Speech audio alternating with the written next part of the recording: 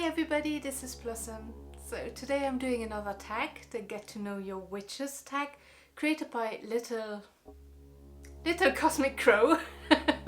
Sorry about that. Yeah, let's have a look at the questions.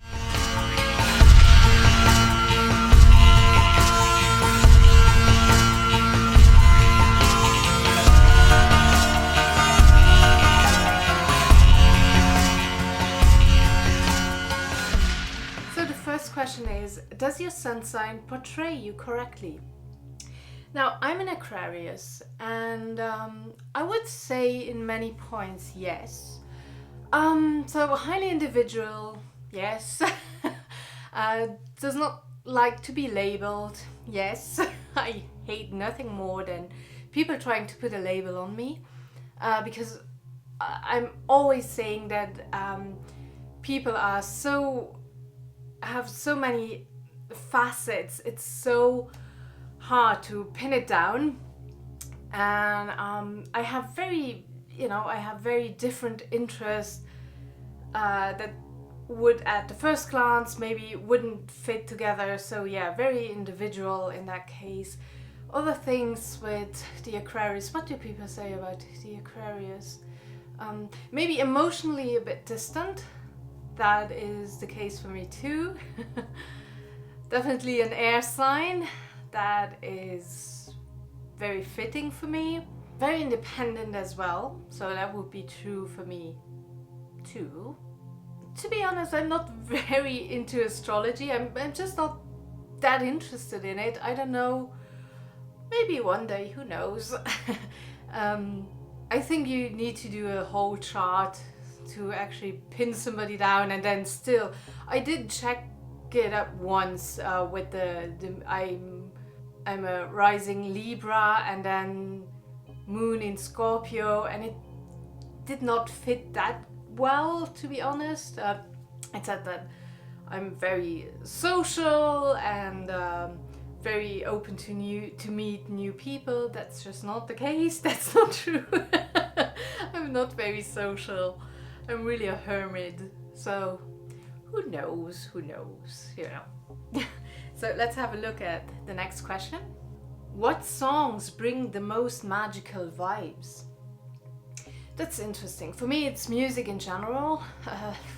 To just say now a few song titles wouldn't give it justice. That's different every day, depending on my mood. It can be metal, it can be some kind of folk, it can be just shamanic drumming. One band that I really like to get a witchy vibe would be Heilung. They get more and more popularity now in the pagan circles. I guess normally everybody knows who Heilung is, I think. If not, just look it up. That's really good music to get your witchy vibe on. But you know, other bands would be Vadruna, for example. But I can do it just as much with some metal band, you know. It really depends. Music is definitely a big part for my spiritual path, if you like. So I always, whatever I do, either I do tarot readings, then I usually have very quiet, very repetitive music, more meditative, if you like so. And yeah, for rituals, I really like something like Heilung or Vadruna, for example. Yeah, there we go. Let's have a look at the next question. Number 3. Which one of your deities, guides, ancestors is most sarcastic with you? If this doesn't apply to you, which of your tarot and oracle deck is? So this is going to be a kind of a boring answer, because I don't think that any of my deities or any of my tarot decks are sarcastic. No, sarcastic, maybe blunt, yes. Blunt for deities, for example, it could be Gwyneth Myth. Blunt, yes, but not sarcastic.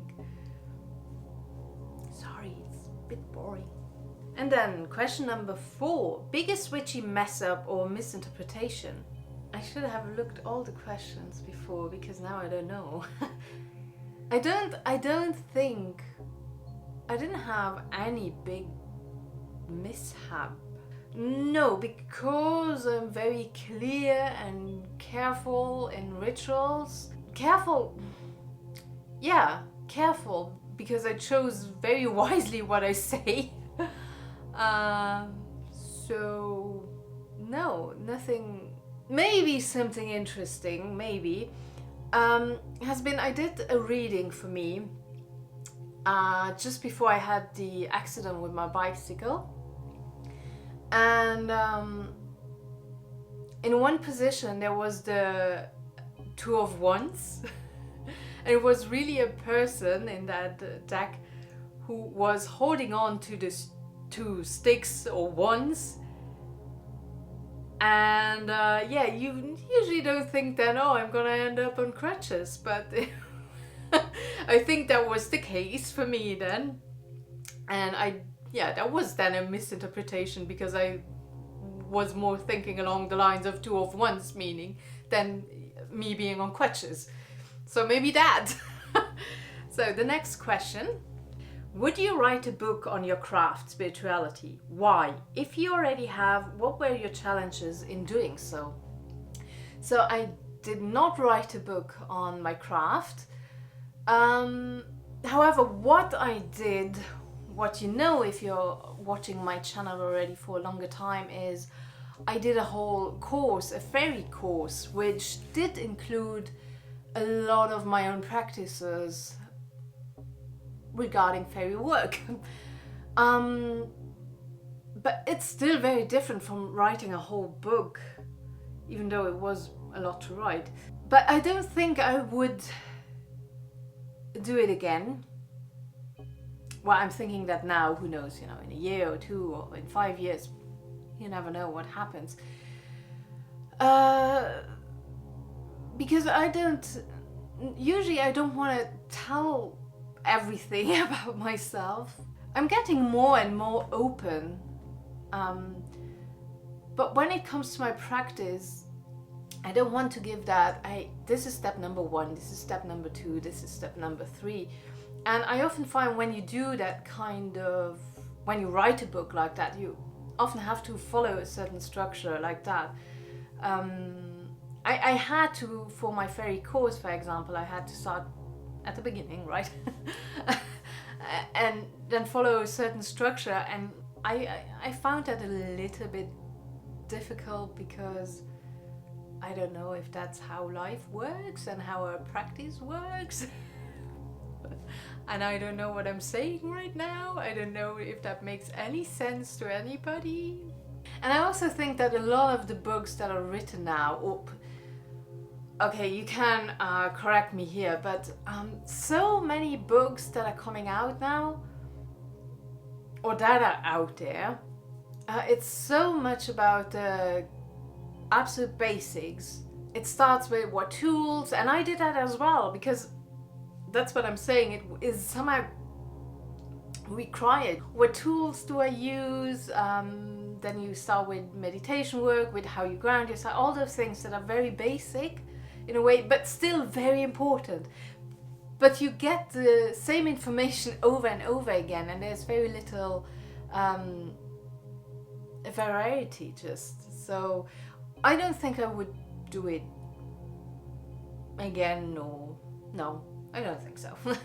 So the next question, what is that, number 6? If someone wanted to summon you to their circle, what 5 items would they need?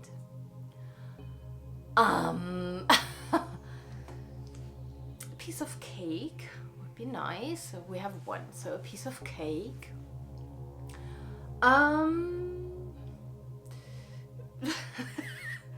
Some nice music, so just put in the Lord of the Rings soundtrack. So that's number 2. Then burn a nice incense. You can actually really mix whatever you want, but I just want some incense to be welcomed. A box of puppies That would be great. So we have 4, a box of puppies. Then I'm there. What else? Oh, a glass of absinthe. That would be nice. And then, yeah, there we go. 5 things. Next question. If you were a ghost, what place would you haunt? Ah, I want to say castles, for sure, but that's too easy. And everybody is, you know, when you enter a castle, especially, you know, every time I go and visit the UK, I think every castle is haunted, right? So they are all occupied already, the castles. I think I would haunt a forest. A forest where, yeah, I would haunt a forest which needs a little bit of protection. And I would scare people. I would scare people so badly so that they don't come there anymore and put their dirt there. Yeah, and I would haunt huge areas of forests. I would so do that. Because I was, you know, lately again, we are summertime, vacation time, and I live in an area where we have a lot of tourists. And during that time, the forests are so filled with garbage, so much garbage everywhere. It's so annoying. And I would haunt, yeah, I would, for here when I stay as a ghost in my area, I would haunt all those sites where I get really angry now because it's just dirt everywhere. I would do that. And I would scare them good. Really good. There we go. Next question. Number 8 is that. What is the funniest way someone has reacted to finding out you are a witch? I know. There is no, oh, I just found out you're a witch. I think people kind of know that from me straight from the beginning. I don't know, because when you talk to me, it comes out, because I'm not hiding it. It probably gets out straight away when I talk about, I don't know, herbs immediately, for example. Oh, you can make that tea for this and that, and you can burn that and that incense for if, when you feel sad or whatever. And I'm very open with it, so there's no, oh my god, you're a witch? No, sorry, no funny story here. Sorry about that. Do you have any superstitions? Yes, one. And it's something that a friend, many years ago, a friend put into my mind. Every time we saw a... sorry, I have to look that up. How do you pronounce that? A hearse? A hearse? A funeral car. There we go. She did a certain hand sign and she said, you have to do that. She always told me, you have to do that or you're next. I still do that today. You know, it's so, it became so automatically that I do it. It's weird, but it's pretty much the only thing I have. Otherwise, I'm not, you know, concerned. Some people, when they see, well, the classic is the black cat, so I don't care about a black cat crossing the street, or when they see crows or ravens, that's a bad omen, so I'm not worried about that. It's really just a funeral car. That's it. Next question. If you could possess any fantasy magic, what would your power be? Oh, there are so many good ones. Oh, choosing one now. I have immediately 3 in my mind now. Telekinesis would be great. So practical, right? But also being invisible seems very appealing. I would like that. And also breathing underwater. So I can't decide. I should choose one.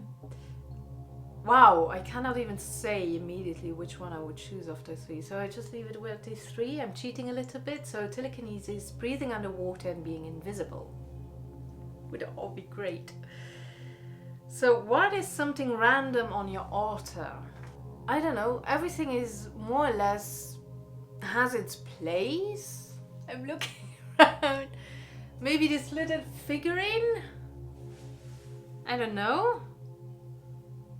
Does that count as just something random? I like it very much. I bought this figurine in Tintagel. Yeah, it's a very special little fairy witch. Just let's go with that. Other altars, I have 3. I have one outside in the garden. There's nothing on it. And then I have one in my bedroom, just very small, very, very little one. And there's just my crystal ball in it. And again, a little fae figurine. So yeah, that's it. Otherwise, I really have the stuff on it that I need. I think that I think I need. Number 12. If one of the YouTubers you watch was a genie and they could grant you 3 wishes within their power, who would it be and what wishes? That's a good question, because I mentioned that already in a previous video. At the moment I watch much more photographers and other stuff, anything than witchy, so I don't know. I don't know how to answer that question. No, I'm a little bit embarrassed. Maybe I would just ask a photographer for their equipment and their opportunities to travel more.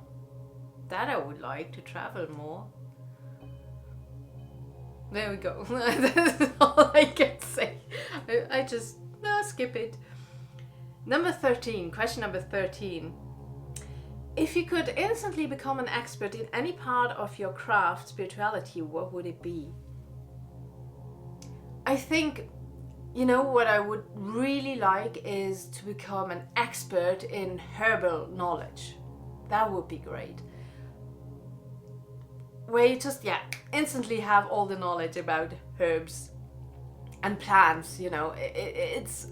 That would be amazing, because there is so much to learn and so much to know. So many different healing properties. Yeah, I would choose that.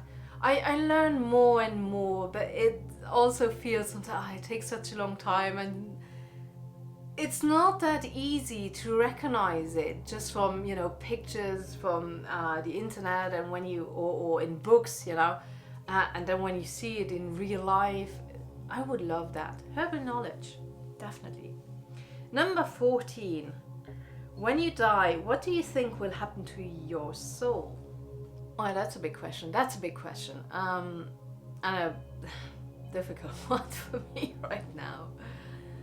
I was always, you know, I do have an idea of some kind of afterlife, like in the other world, or underworld, but I'm not sure. I'm not. My faith in that is not unshakable. Let's just put it like that. I had that kind of very scary experience when I had my surgery. So when I woke up, I was so aware, I knew exactly how much time has passed, but it was all black all the time. And that was so scary for me, because then my mind started to think about, you know, is that how it is when it ends? You know, just blackness, and you just have awareness of that so much time passes by. So it's very difficult. I always had the idea of the other world or the summer lands, but it's an idea. It's not an unshakable faith I have, to be honest. Let's hope. I hope for the best. Let's put it like that. I hope for the best. And on the other hand, I think those with the passing of my fur babies and having certain experiences there, I think that our worlds are still very much connected. So it's confusing for me at this time. So I'm in between places at the moment, in two minds about it. I honestly don't know. And then the next question, where do you see yourself spiritually in the next 5 years? I'm not somebody who makes those 5 years plans. I'm just not. I don't know. I hope my herbal knowledge will grow. I have to do something for it, of course. I don't know. Maybe I will add more divination systems into my practice. I really don't know. I really don't know. I just hope that, you know, I just told you that my faith is not unshakable. I hope this will become a bit stronger. Yeah, I don't know. We shall see. Let it be a surprise. So thank you so much for watching. I hope this wasn't too boring. I wish you a wonderful day. Much love and many blessings, and bye bye.